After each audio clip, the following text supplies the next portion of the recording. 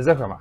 عاملين ايه؟ لو انتوا فاكرين ان شاومي عشان نزلت موبايل نفس شكل الايفون او قريب منه بس نفس الاسم فهي بتقلده، فاحب افكرك ان شاومي اول شركه تعمل موبايل بدون حواف، وده كان في 2016، وده اللي غير انطباع الموبايلات بتاعت السوق كلها. قبل كده الموبايل كان بينزل بنوتش كبيره فوق وتحت، محدش كان عنده تصور ايه اللي بعد كده. شاومي جت غيرت كل الموازين فعلا، وكان اسمه شاومي مي ماكس ولا الماكس الفا، واحد من اغرب الموبايلات في العالم كله. موبايل من غير اطار، شاشه كامله لفه حوالين الموبايل كله تقريبا 360 درجه، ده اللي كان مخلي سعره خيالي وقتها وما نزلش السوق بشكل واسع. وكمان شاومي مش جديد عليها الشاشه اللي ورا الموبايل، هي اول شركه تعمل حركه زي كده. في 2021 كان مي 11 الترا، وده كان الغرض منها تستخدمها في السيلفي، الساعه، كام حاجه بسيطه كده. والتصميم وقتها في 2021 كان غريب جدا بس فخم جدا في نفس الوقت. واللي عايز اقوله لك ان دي نفس السلسله اللي نزل منها الشاومي 17 برو ماكس، اللي كان المفروض تتبع للاسماء بعد ال 11 12 13 14 15 الترا، كان المفروض ينزل 16 الترا، بس شاومي عكست كل التوقعات ونزلته 17 برو ماكس. غيرت الخطه شويه بس عشان هي فعلا بتقلد ابل، بس دي مش حاجه وحشه، بالعكس دي حاجه بتزود المنافسه اكتر. وهي هنا بتزود المنافسه على نفسها لانها هي حطت نفسها في مقارنه مع موبايل جامد زي 17 برو ماكس. بس عشان تقدر تنافس بقى، الشاومي هنا جايب شاحن في العلبه، وده الغريب في الوقت الحالي. تخيل بقى معايا كام واط؟ 50 واط، 60، 70، 80،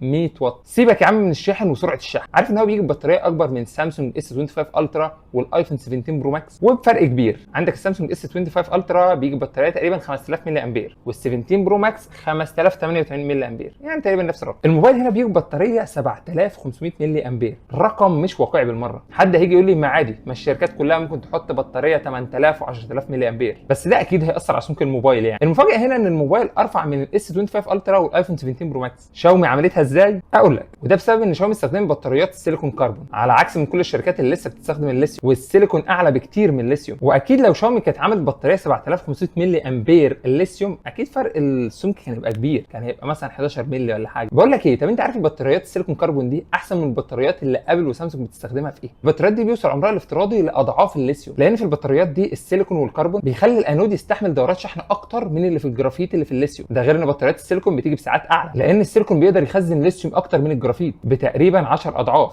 وده اللي يخلي نفس حجم البطاريه من الليثيوم ومن السيليكون تديك سعه اكبر بكتير، طبعا لصالح السيليكون. طب عارف ان السيليكون كربون بتديك سرعات شحن اعلى لان المقاومه الداخليه فيها اقل، فالشاحن اسرع والسخونه اقل. طب عارف ان البطاريات دي امان اكتر لان السيليكون والكربون بيقللوا مخاطر التفاعلات الحراريه، وده اللي بيقلل من احتماليه ان الموبايل يولع، ينفجر، يحصل فيه مشاكل كبيره. طب تعرف ان السيليكون كربون ده تكلفته اقل في الانتاج، او بصوره اوضح هتبقى اقل لان دلوقتي تكلفته عاليه. ليه بقول لك كده؟ لان مع تطور الانتاج السيليكون ارخص بكتير من الجرافيت مع انتشار البطاريات دي وكثافتها في السوق، فبالتالي سعرها في المستقبل هيكون اقل. طب السؤال المهم، ليه الشركات الكبيره ما تستخدموش طالما هو جامد كده؟ خلينا اجاوبك عنه من غير ما تسال. اولا التكنولوجيا لسه جديده ولسه في المراحل الاولى يعتبر، فهي تعتبر لسه تحت الاختبار، لسه في المراحل الاولى، اعتماديتها مش 100%. وده اللي متخوف منه الشركات الكبيره، ان اي مشكله في البطاريه هتضيع سمعه الشركه كامله. تخيل مثلا ان ايفون 17 برو ماكس موبايل واحد بس من الشركه كلها ولع، ده الدنيا هتزيد، واشاعات بقى وحوارات ودنيا، وموبايلات الشركه كلها بتولع حتى لو واحد بس اللي ولع. فاكرين انتوا المشكله اللي كانت حصلت لسامسونج نوت 7 لما ساعتها وقفوا الانتاج وسحبوا الموبايلات من السوق، وسامسونج ساعتها كانت واقعه في الارض حرفيا. ده غير ان هي لسه مش اعتماديه 100%، ان تكلفه انتاجها حاليا مكلف، هي لسه الشركات هتعمل لها خطوط انتاج باستثمارات ضخمه جدا عشان تبدا تشتغل بيها، وده اللي هيبقى تكلفه كبيره قوي على الشركات في الوقت الحالي. بص، هي ممكن المشكله الاساسيه الحاليه ان السيليكون بينكمش ويتمدد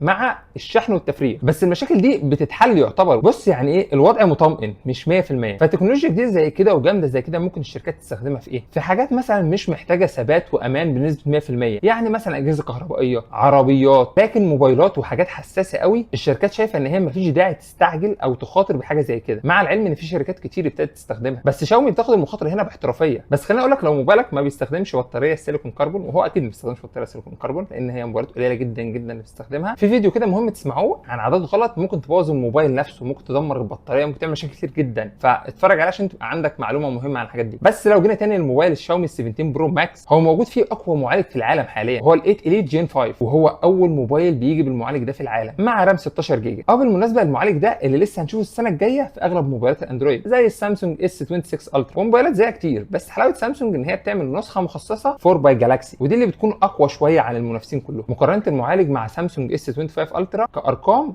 اعلى بشويه حلوين. بس خليني اقول لك ان مش كل ده الانبهار والاندهاش، او مش دي نقطه الاهتمام بمعنى صح. النقطه اللي حطت الموبايل ده في المنافسه او اللي خلت بقت عليه جدل كبير وهو الشاشه الخلفيه، اللي من الواضح ان هي خدت خطوه جريئه شويه لانها نازله في موبايل فلاج شيب. مش متعرف عليه في الفلاج شيب ان هو بيستخدموا تكنولوجيا جديده او حاجات ممكن تنجح او ما تنجحش، وخصوصا شاشه زي كده تحس ان هي بالاحساس كده ان هي ممكن تكون جايه على حاجه من الاساسيات زي الكاميرات مثلا، فانت تحس ان انت قلقان التكنولوجيا هتبقى معقده في الحته دي، فهيبقى جايبين حاجه على حساب حاجه، فتشك شويه ان هي ممكن تكون جايه على حساب الكاميرا شويه. الكاميرات ممكن كانت تاخد راحتها اكبر، يبقى في سنسور 1 انش، في حاجات تانية كتير ممكن كل ده تلم شويه بحيث ان انت تديك حاجه تانية. فدي حاجه من الحاجات اللي تقلق من اول نظره على الموبايل. من اول ما شاومي نزلت كده بس ان هي تنزل موبايل الشاشه في الظهر كان في نقطه تساؤل في الحته دي. فالشاشه اللي ورا دي شاومي قصدها تعمل بيها حاجتين. اول حاجه ان هي تعمل جدل بقى وبتاع وعلى السوشيال ميديا والشاشه اللي في الظهر وشاشه وما اعرفش ايه وبتاع، والحاجه الثانيه ان هم عندهم يقين 100% ان ده مستقبل الموبايلات، وان دي حاجه هتكون اساسيه في الموبايلات بعد كده. يعني الموبايلات بعد كده هتاخد الطابع ان هي لازم يبقى فيها شاشه خلفيه، لازم استخداماتها مهمه جدا، تطور التكنولوجيا فيها مهم جدا. وانا ارجح يعني بنسبه 70% ان دي حاجه كويسه، بس ما تكونش بتيجي على حساب الكاميرا. دي الحاله الوحيده اللي لا مش عايزينها. وليه بقول لك ان انا 70% حاسس ان هي فعلا حاجه مستقبليه وهتنجح؟ لانهم في الشاشه هنا مستخدمين اعلى المواصفات، شاشه بتردد 120 هرتز، بتيجي بسرعه 3000 نتس، حاجات مش في شاشات اساسيه لموبايلات كتير. 3000 نتس دي مش في سامسونج اس 25 الترا. كل اللي اتنفذ قبل كده كانت شاشات مجرد حاجه تسويقيه او دعائيه،